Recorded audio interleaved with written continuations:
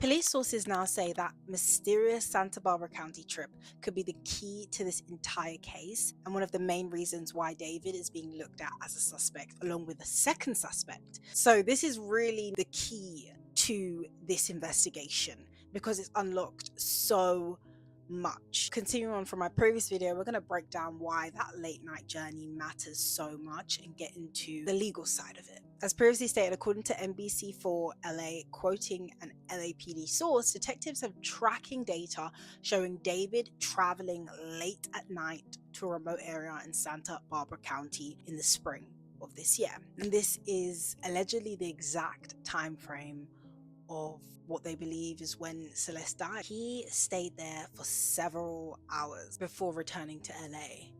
Now, everything in this case used to revolve around the Hollywood Hills rental, the prescription drugs, drug paraphernalia, the tools, the Tesla, but this Santa Barbara trip takes the investigation completely outside of the LA County, a remote location late at night for several hours with a very young girl missing. That is not random.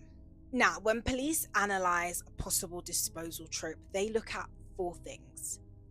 Timing. Did it happen during the window the victim disappeared? Which is yes, a couple months before her body was found. Location. Is it remote, hard to search, rural?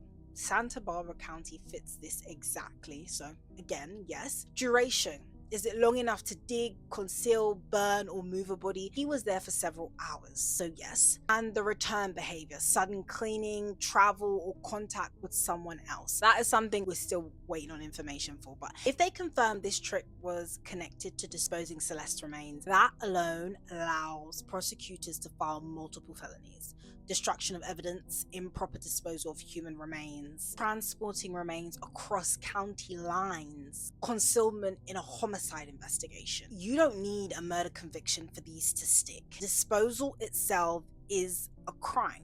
NBC4's LAPD source also said investigators do not believe he acted alone, as I said, because of the condition of her remains, described as not intact or dismembered. Detectives think at least one other person helped with the dismemberment of Celeste's body or the disposal. That is very interesting because we know someone else was moving around that Tesla when David was on tour. So that already proved there was someone else involved, and Steve Fisher had confirmed that. What information have investigators discovered regarding this Santa Barbara trip that confirms someone else was acting with David? Again, or allegedly, because someone can dismember bodies by themselves.